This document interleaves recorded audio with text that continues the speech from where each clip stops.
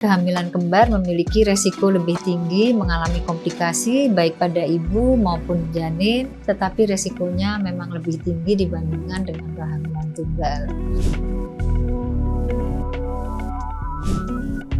Halo sahabat Alia, banyak orang menganggap kehamilan kembar sebagai kabar yang membahagiakan. Memang benar ya, namun di balik kebahagiaan tersebut, kehamilan kembar juga memerlukan perhatian yang lebih dibandingkan kehamilan tunggal.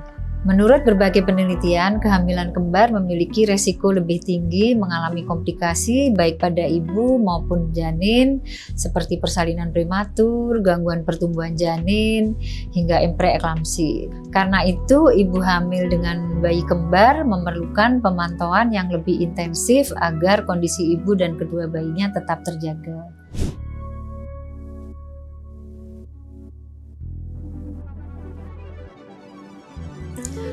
Ya, betul sekali. Banyak yang menganggap hamil kembar pasti sama saja dengan hamil satu bayi. Hanya jumlah bayinya yang berbeda.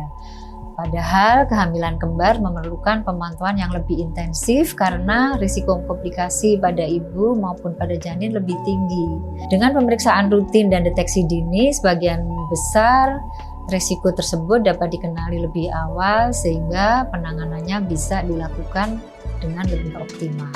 Mari kita bahas seputar hamil kembar di Solusi Sehat kali ini, sekaligus menjawab pertanyaan yang banyak ditanyakan di kata pencaharian.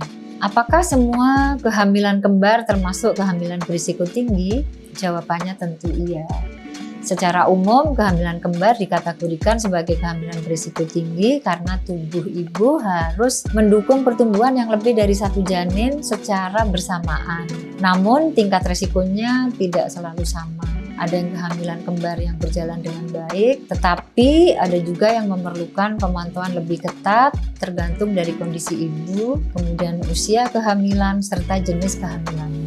Apa saja resiko yang dapat terjadi pada kehamilan kembar? Beberapa komplikasi yang paling sering dijumpai pada kehamilan kembar antara lain adalah persalinannya menjadi prematur, kemudian preeklamsi atau tekanan darah tinggi saat hamil, diabetes gestasional, pertumbuhan salah satu janin atau kedua janin yang terhambat, kemudian perbedaan pertumbuhan antar janin. Pada kehamilan kembar identik yang berbagi satu plasenta, dapat terjadi komplikasi khusus seperti twin-to-twin transfusion syndrome atau TTTS. Bukan berarti semua komplikasi itu pasti terjadi, tetapi resikonya memang lebih tinggi dibandingkan dengan kehamilan tunggal.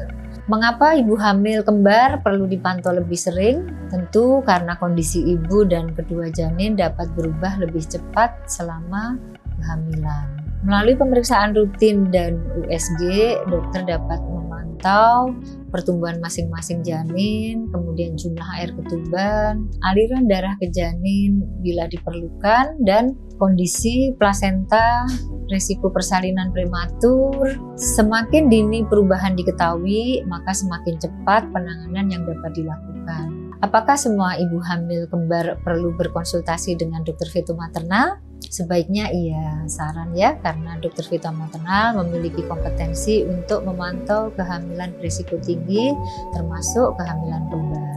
Terutama apabila terdapat kehamilan kembar identik, kemudian komplikasi pada ibu atau ditemukannya gangguan salah satu janin.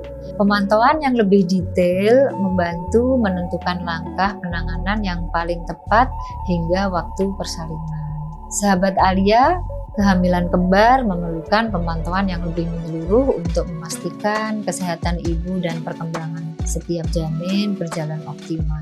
Di Alia Hospital Jakarta Timur tersedia pelayanan fitomaternal yang akan ditangani oleh saya, Dr. Sipudi Astuti, SPOB konsultan fitomaternal, untuk menangani berbagai kondisi kehamilan berisiko tinggi, termasuk kehamilan kembar.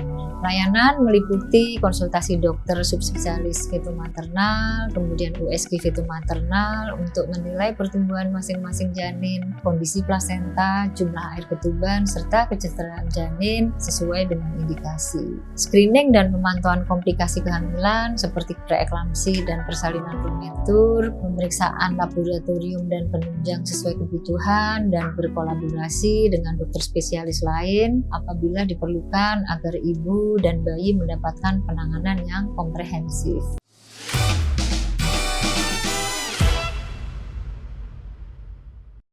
Jadi apa yang dapat dilakukan ibu agar kehamilan kembar tetap sehat? Ini tips untuk moms yang sedang hamil kembar. Jangan melewatkan jadwal kontrol kehamilan karena pemantauan rutin sangat penting pada kehamilan kembar. Penuhi kebutuhan nutrisi dan cairan sesuai anjuran dokter dan hindari kelelahan berlebihan dan pastikan waktu istirahat cukup. Kenali tanda bahaya seperti kontraksi sebelum waktunya, perdarahan, ketuban pecah, atau gerakan janin yang berkurang.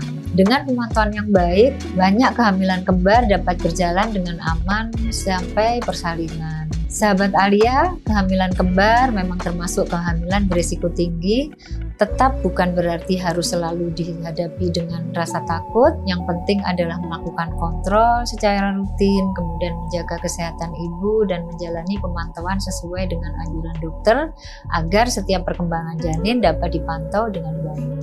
Perkenalkan, saya Dr. Sri Pudiastuti, SPOB Konsultan Fetomaternal yang ada di Alia Hospital Jakarta Timur. Apabila Anda sedang menjalani kehamilan kembar atau memiliki faktor risiko selama kehamilan, jangan ragu untuk berkonsultasi agar ibu dan buah hati mendapatkan pemantauan serta penanganan yang optimal. Jangan lupa subscribe YouTube Alia Hospital dan follow media sosial Alia Hospital untuk mendapatkan informasi kesehatan terpercaya. Untuk kemudahan layanan, sahabat Alia juga dapat menggunakan aplikasi My Alia, Alia Hospital Jakarta Timur, Care with Her.